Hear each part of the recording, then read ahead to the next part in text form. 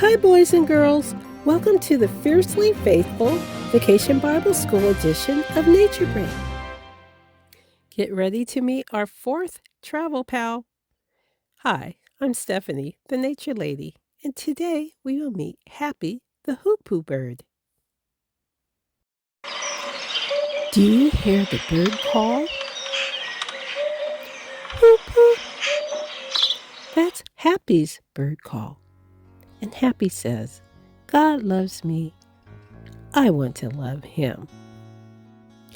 This exotic bird has a colorful pinkish-brown body and striking black and white wings, a long bill, and a beautiful crown on its head.